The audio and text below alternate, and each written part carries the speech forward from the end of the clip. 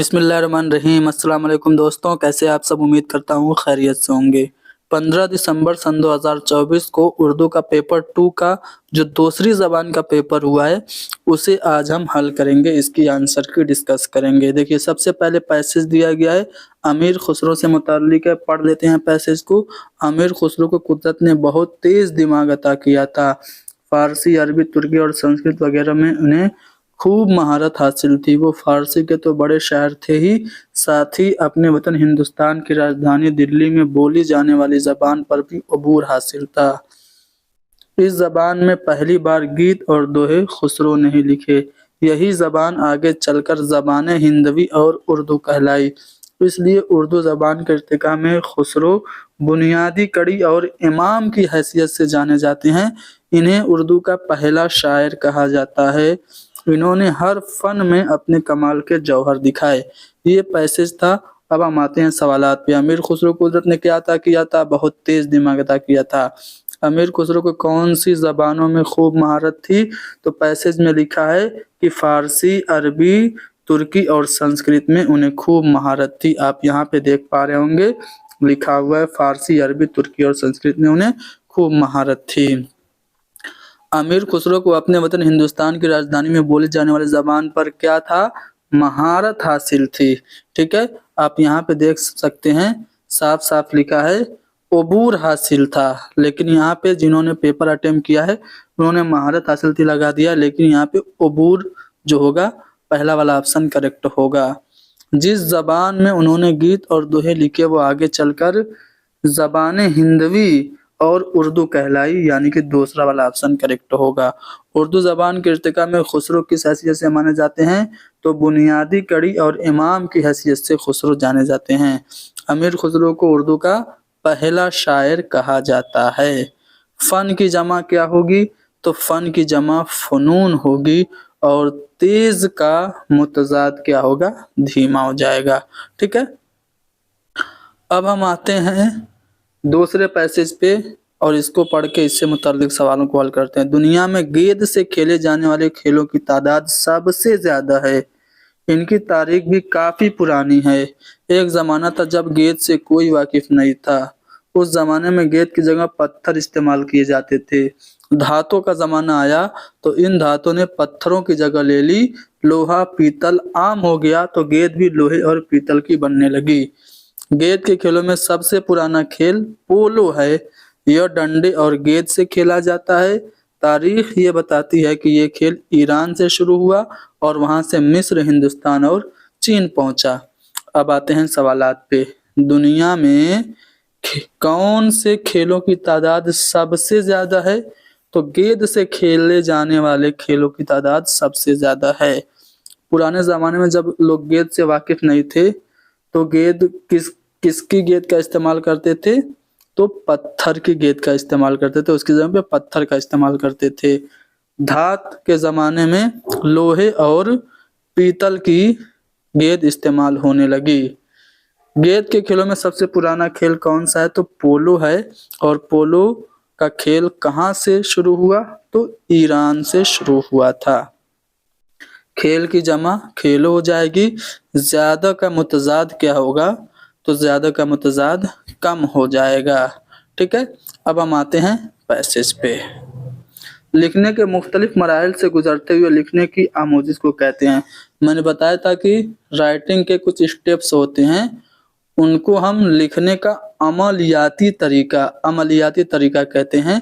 तो पहला वाला ऑप्शन करेक्ट होगा। अगला सवाल है कि आमोजगारों की तरसीली महारतों के अंदाजा कदर की सबसे मौजू सरगर्मी। कम्युनिकेशन स्किल को आपको इवेलुएट करना है तो तस्वीरी किताब से किसी एक मंजर की वजाहत करेंगे, रोल प्ले करवाएंगे, ऑडियो मतन को सुनने और फिर रद्द अमल का ज़बानी इजहार करवाएंगे या फिर मुतय्यना हालात के लिए तकरीर करवाएंगे। तो रोल प्ले जो होता है वो सबसे ज़्यादा मुफीद होता है कम्युनिकेशन स्किल के इवेल्युएशन में। रोल प्ले में एक किरदार अदा करना, किसी को जय, किसी को वीरू, किसी को बसंती, किसी को गब्बर बना देना, इस तरह से कम्युनिकेशन स्किल में इजाफा होता है। नोम चोम्स्की के मुताबिक इंसानों के पास जबान के फरोग का कैसा रुझान है? तो हयातियाती रुझान है। इनेट लर्निंग बच्चे करते हैं, यानी बच्चे पैदाइशी तौर से जबान सीखने की सलाहियत रखते हैं। ये बात नोम चॉम्स्की ने कही थी। दूसरा वाला ऑप्शन सही है। क्वेश्चन नंबर 139 कहा जा रहा है कि बिल्कुल इब्तिदा से स्कूली तालीम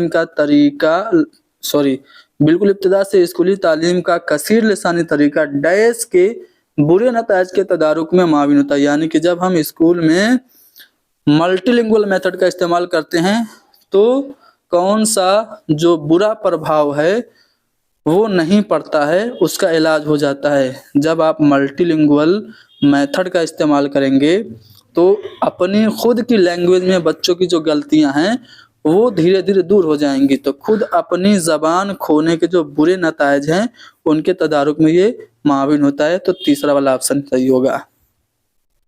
क्वेश्चन नंबर 140, आप नया सबक शुरू करने से पहले अपने तलबा को तकवियत फराहम करने वाले दिलचस्प सरगर्मियों में शामिल करते हैं, तो आप क्या कर रहे हैं? क्लास के लिए आमोजगर को तरगीब देना और तैयार कर रहे हैं, मोटिवेट कर रहे हैं। बिल्कुल सही बात है, पहला वाला ऑप्शन करेक्ट होगा। तामीरियत पसंदी बतौर आमोजसी नजरिया, यानी जो कंस्ट्रक्टिविज्म है उसके मुताबिक कौन सा नजरिया यहाँ पे चारों ऑप्शन में सही है? आमोजिश इनफरादी खसूसियत जी नहीं, आमोजिश कुल्ली तौर पर एक नफ्सियाती मजजी नहीं, आमोजिश की तामीर समाजियाती तौर पर होती है, यानी बच्चे सोशली नॉलेज को कंस्ट्रक्ट करते हैं, तामीर करते हैं, इल्म की तश्कील करते हैं। तो चौथा वाला ऑप्शन करेक्ट होगा। अगला सवाल है कि बाज़ औकात कुछ लोग मुख्तलिफ ज़बानों के अनासिर को एक जुमले में मिला देते हैं, तो इसे क्या कहते हैं? तो इसे कोड मिक्सिंग कहते हैं। ठीक है, अब सीटेट के ऑफिशियल आंसर की क्या इंतजार करेंगे? यहाँ पे कोड मिक्सिंग होना चाहिए। अब ऐसा भी हो सकता है कि उसने कोड स्विचिंग आंसर दे दिया हो, तो इसके लिए सीटेट का ऑफिशियल आंसर की क्या इंतजार कर लेंगे। कोड मिक्सिंग मेरे ख्याल से सही होना चाहिए। चलिए आगे बढ़ते हैं। क्वेश्चन नंबर 143, ज़बान में तलफ़्फ़ुज़ के मुनफरिद उसूलों के बाइस बोलते वक्त तलबा में अक्सर एतमाद की कमी होती है। इस मसले पर काबू पाने का एक अच्छा तरीका क्या है? बच्चों की क्लास में पढ़ने की हौसला अफजाई करें, काउंसलर की मदद से बोलने के इलाज का सेशन मुनक्किद करना? जी नहीं। अगर बच्चे को तलफ़्फ़ुज़ अदा करने में बोलते वक्त अगर दिक्कत महसूस हो रही है तो ऐसा खेल खिलवाइए, ऐसी एक्टिविटी करवाइए जिसमें बच्चे क्लास के बाकी बच्चों से इंटरेक्शन कर सकें, अंतःक्रिया कर सकें, यानी ऐसे खेल की सरगर्मियां जिसमें क्लासरूम में तामुल की ज़रूरत हो आपको करना चाहिए। इससे अगर बच्चों में एतमाद की कमी है तो वो दूर हो जाएगी। ठीक है, नावल पढ़ना कैसा है? सिलेबस से हट के कोई भी नावल, कोई भी अफसाना पढ़ना, ये आपका एक्सटेंसिव रीडिंग तौसीई मुतालिया है। पहला वाला ऑप्शन करेक्ट होगा। अगला सवाल यह है कि किसी मजमून में किसी के इक़्तिबास को नकल करने का बुनियादी मकसद क्या है? अब मान लीजिए कि यहाँ पे जो तर्जुमा किया गया है ये गलत तरीके से किया गया है।